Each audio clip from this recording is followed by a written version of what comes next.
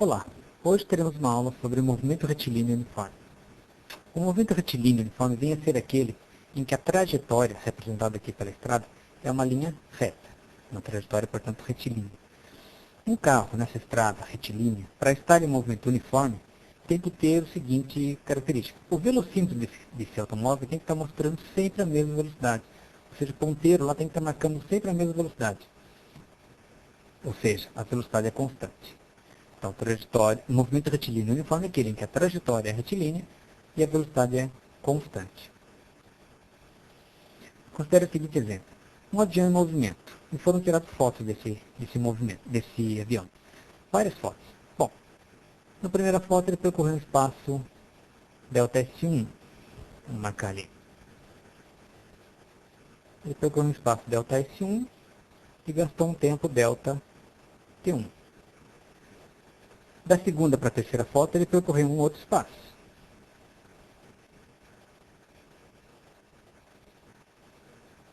Vamos chamar de ΔS2.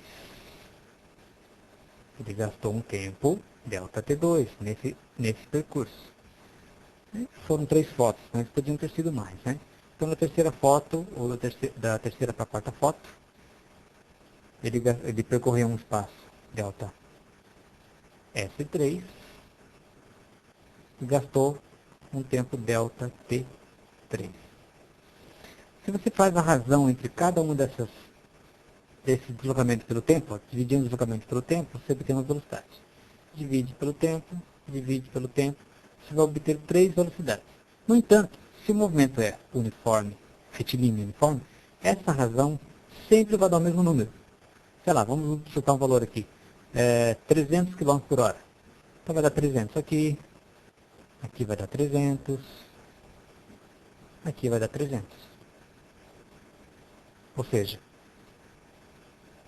se o movimento é retilíneo uniforme, essa razão do espaço pelo tempo vai ser uma constante. Isso aqui a gente chama de velocidade. Por isso que se diz que a velocidade é constante. Ok? Aqui é um simulador. Observe nesse simulador o seguinte. Aqui é uma função. Aqui é uma função. O que diz essa função? Ela diz o seguinte. S é a posição. A posição varia. Deixa eu limpar e começar de novo. Aqui, marcação. Esse S indica a posição. É uma variável.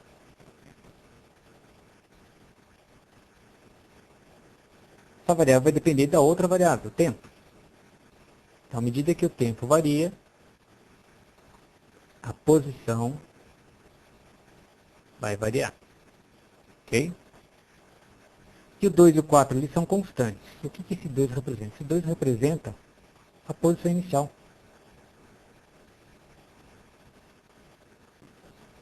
Posição inicial. É o ponto de partida. Observe ali na figura. Onde é que está o carrinho? Aqui, ó. Posição 2. O 4. Isso aqui é a velocidade do carrinho.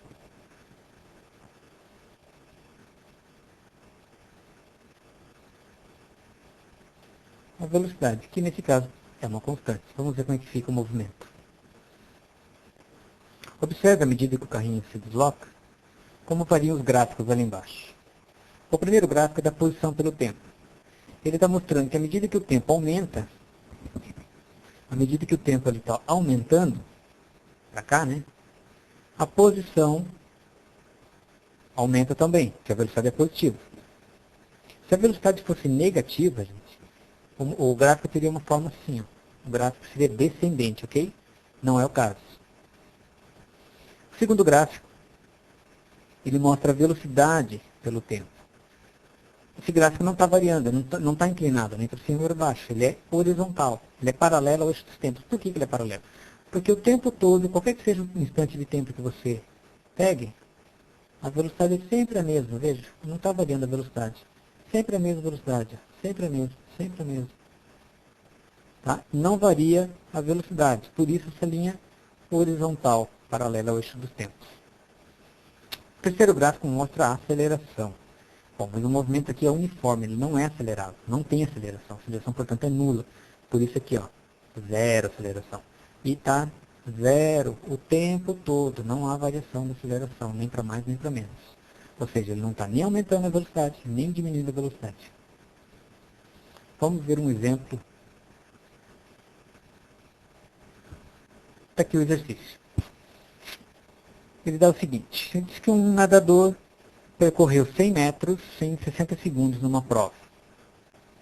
E pede para calcular qual teria sido a distância percorrida se esse nadador mantivesse a velocidade dele constante durante 2 minutos e meio, 2 minutos e 30 segundos.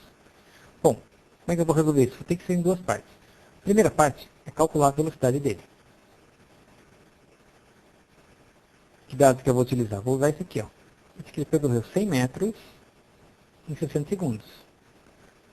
Então, 100 metros por 60 segundos. Eu vou deixar na forma de fração. Vai dar 5 por 3, 5 terços. Metros por segundo. Vou colocar aqui exprimido aqui. 5 terços metros por segundo. E o tempo que ele gastou? Bom, esse aqui é a velocidade que ele manteve. Aí o enunciado diz o seguinte, se ele tivesse mantido essa velocidade por 2 minutos e 30 segundos, mas que tempo é esse 2 minutos e 30 segundos? 2 minutos são 120 segundos. Mais 30, 150. Então, na verdade, tem um tempo de 150 segundos. Eu quero calcular o deslocamento desse nadador nesse tempo. Então, vamos calcular aqui ΔS. Então, só lembrando, né? Se V é ΔS por ΔT, e eu quero ΔS, eu vou passar o ΔT multiplicando. Deixa eu ver se eu consigo fazer uma coisa aqui. Vamos tentar diminuir isso aqui para liberar espaço. Certo. Vou tirar isso aqui daqui também. Isso aqui não vai usar para nada. Muito bem. Então, eu tenho aqui a velocidade. Vamos aplicar essa fórmula. Não, vamos modificar, na verdade, essa fórmula. Eu quero passar o ΔT para o outro lado. Que eu quero achar, na verdade, ΔS. Então, eu vou ficar com V vezes ΔT. Então, vai ficar assim. ΔS igual velocidade 5 terços vezes 150. Quanto que dá isso? Dá 250 metros. Seria a resposta correta ali, só que não aparece aqui a alternativa para a gente ver qual seria a alternativa correta. Só pegou até a letra B. Não tem problema nenhum. Vamos em frente. Próximo exercício. Só mais um. Uma questão seguinte. O intervalo de tempo entre o instante em que o observador vê um relâmpago e o instante em que ouve o trovão é 8 segundos. O raio caiu aproximadamente a quantos metros desse observador? Aqui, na verdade, a gente precisa de alguns dados que não foram dados no enunciado, que a universidade que criou, Santa Catarina, né? A CAF, que criou esse exercício, supõe que o aluno deva saber que a velocidade do som é aproximadamente 340 metros por segundo. Constante, claro. Não há necessidade de considerar aqui. A gente pode considerar que a luz percorreu o espaço instantaneamente. Diz que levou 8 segundos. Então tem um tempo aqui de 8 segundos. 8 segundos. Vou colocar ΔT, né? Vai ficar igual que a gente está falando. Então gastou um tempo de ΔT, um tempo de 8 segundos. Como é que eu vou achar o espaço? Que é a distância que ele quer saber, né? A distância onde caiu o raio. Deixa eu limpar isso aqui. Deixa eu ver como eu fiz no outro. Eu vou abrir espaço aqui. Ok? Então, quero achar ΔS. Vai ser o quê? Vai ser velocidade, 8. Desculpa. Bom, tanto faz. O tempo de 8 segundos vezes 340. O produto, a ordem dos fatores não altera, né? ΔS, então, vai ser igual a 2.720 metros. Deixa eu apagar isso aqui. Isso é 2,7 quilômetros. Aproximadamente 2,7 quilômetros. Vamos ver quais são as alternativas ali.